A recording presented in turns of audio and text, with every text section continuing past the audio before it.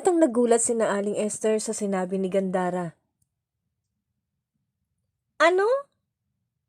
Pero baka kinain na namang aswang ang kapatid mong kambal, Gandara.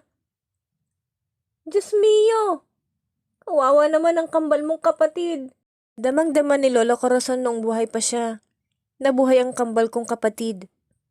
At ngayon na isali na sa akin ang kakayahan ni Lola ko. Ay damang-dama ko. Buhay pa ang aking mga kapatid. Ngayon nag-iisa na lang ako sa buhay. Hindi ko rin alam kung buhay pa rin ang aking tatay. Pero pinapangarap ko na makita ko siya. At ang tanging pag-asa ko na lang ngayon ay makita ko rin at mabawi ang aking mga kambal na kapatid. Ayon sa aking nahuhulaan, ay mahal ng pamilyang aswang ang aking mga kambal na kapatid. Dahil ang pamilya raw na ito ay biniyayaan ng anak na lalaki. Mula sa mga kapatid at mga pinsan ay wala silang lalaking anak. Kaya mahal nila ang kapatid kong kambal. Di nila ito bibiktimahin. Muling dagdag ni Gandara. Kawawa ka naman pala, Ate Gandara. Sana makita mo ang mga kapatid mo para di ka na mag-isa sa buhay. Wika pa ni Marla. Nang mapatigil ang kanilang pag-uusap, nang biglang may tumahol na aso. At sumunod ang nakakapanindig balahibong alulon ng isang kaluskos sa dingding ang narinig nila. Yari lang kasi sa dahon ng nyug ang dingding ng bahay nila Aling Esther. Naku po! Nay! Ate Gandara! Ang wika ni na Marla at Dina. Shhh! Manang Esther, nandito na sila. Kararating lang nila. Umiinit ang aking kwintas. Mahinang wika ni Gandara. Napayakap kay Gandara ang dalawang dalagita. Nang magpatuloy pa ang kuluskos sa kanilang dingding. Narinig nilang may wakwak na sa gilid ng kanilang bahay. Dina! Marla! Nasaan ang mga itak nyo? Ihanda! Nanginginig na tanong ni Gandara. Nandito po sa amin, ate. Heto po oh. Kaya lang, takot pa rin kami. Sagot naman ni Dina. Alerto namang lumabas ng kanilang kwarto si Mang Jano at Aling Esther. May hawak-hawak na ring matatalim na itak. Kapwa namilog ang kanilang mga mata nang may kumalaskos din sa bubungan ng bahay nila. May tik-tik na rin pala na umaaligid-aligid sa kanila. Hindi! Totoo pa lang sinasabi mo, Gandara. Tumingila sa ibabaw ng bubungan si Mang Jano. Marla! Akin ang itak mo! Mas lalong nagalit ang tinig ng wakwak dahil narinig nito ang mga paghahanda nila. Nakita nilang unti-unting binutas ng wakwak ang dingding ng bahay na gawa sa dahon ng nyug at sinabayan ng galit na tinig nito. Wah! Wah! Wah! Inay, itay! Tingnan niyo po! Unti-unti nang binubutas ang bubong natin! Ang nagpapanik na wika ng mga anak ni Aling Esther. Gandara! Esther! Abangan niyo dyan sa ibubong ang papasok dito sa atin. At ako naman dito sa dingding. Napasigaw ang lahat nang biglang pumasok sa malaking butas ng dingding ang isang babaeng nanlilisik ang mga mata at nagsitayuan ng mga buhok. May mahaba at mabalahibong kamay na may matutulis at mahabang kuko. Aswang! Gulat na sigaw ni Mang Jano. Agad siyang sinugaba ng aswang, kaya mabilis namang tinaga ni Mang Jano ang aswang na hinawakan nito ang matalim na itak. Dahil sa tinamaan ng itak ni Mang Jano, ay humiyaw ang babae. Kaya mabilis na lumabas ang aswang mula sa malaking butas ng dingding. Ang tiktik naman, sa bubungan na tumalon ito mula sa ibabaw ng nabutas na ring bubungan. Kaya nagkagulo din sina Gandara at Aling Esther at ang dalawang dalagita. Isang lalaki ito at nakasuot ng puting damit na may di kaaya-ayang mukha. Mahaba at matalim din ang mga kuko nito at lumabas ang mahabang dila nito.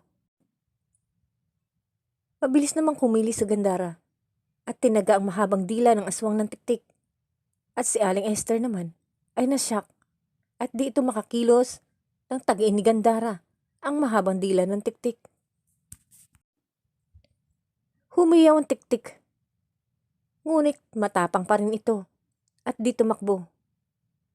Kahit na may sugat ang dila nito, ay galit itong bumaling kay Gandara at susunggaban. Nang biglang tinaga ito ni Mang Jano, kaya muli itong napahiyaw at tila hangin lamang na biglang lumabas sa malaking butas ng dingding. Gandara, Esther, mga anak, okay lang ba kayo? Opo, okay lang po kami. Na kahit nanginginig pa ang mga ito sa mga nangyari. Kinabukasan, napasyal muli si Kaloy kina Alexander. Pare, may balita ako sa'yo. Humihingal na wika ni Kaloy. Nasa labas sila ng bahay na sa bakuran. Usap-usapan ngayon ni nanay at tatay na may isang bagong daing babae daw na nanguhula ng kapalaran at inaswang raw ang mga ito kagabi dahil ang mga aswang daw ang nagpapahula rito kahapon, pare. At nagalit ang mga ito sa babaeng manghuhula kaya binalikan sila. Kagabi ng mga aswang. Natatakot na sumbong ni Kaloy. What? Inaswang sila? Oo, pare. Alam mo ba? Maraming aswang daw sa lugar na ito, pare. Ano? Maraming aswang sa lugar na ito?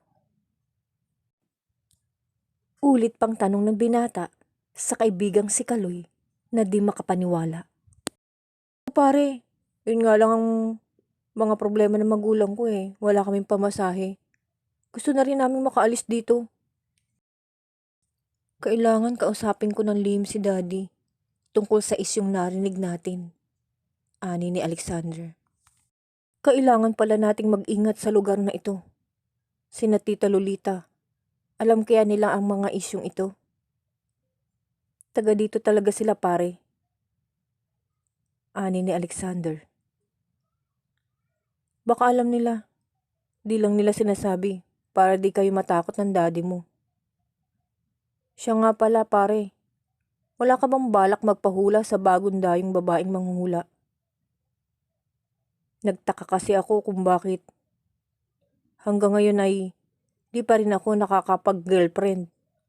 Gusto kong magpahula. Kung makakapag-asawa pa ba ako? O kung sino ang mapapangasawa ko? Kung maganda ba? Excited na talaga ako, pare.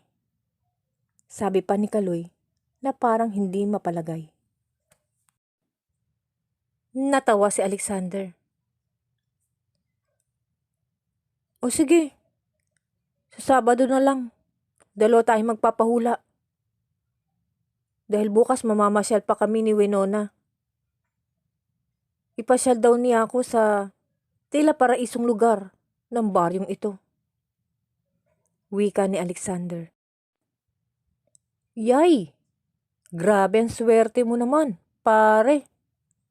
Sa girlfriend mo bukod sa stepsister mo lang, ay mabait din at mapagbigay sa'yo. Higit sa lahat, maganda pa. Sabi ni Kaloy at napatawa na rin ito. Shhh! Ang ingay mo. Baka marinig tayo ng kambal. Saway ni Alexander. Hapunan nang mapasyal si Kaloy kina Alexander. Kaya di nila namalayang patakip silim na pala. Dahil sa maganang pag-uusap at pagkakatuwaan ng magkaibigan. Naku paring Alexander. Paggabi na pala. Patay ako nito. Nakakatakot pa naman akong umuwi ng gabi. Mag-isa lang. Ani ni Kaloy na napakamot pa sa ulo ito.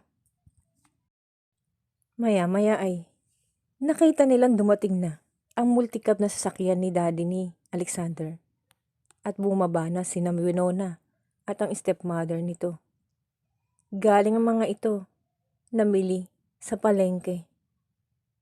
Sila Alexander at kambal lamang ang naiwan sa bahay. Nasa loob lamang ng bahay ang magkambal na sina Ding at Ging habang nalilibang ang mga ito sa mga bagong cellphone na binili ng daddy ni Alexander. At siya naman ay nasa labas nakikipag-usap kay Kaloy. Napasarap din ang usapan nila kaya hindi nila namalayang paggabi na pala. Sandali lang paring Kaloy, magpapaalam lang ako kay daddy at ihahatid kita dyan sa unahan lang. Pagdating natin sa unahan ay kakaripas ka kaagad ng takbo ha, pauwi sa bahay niyo. At ako ay babalik din kaagad pauwi. Ani ni Alexander.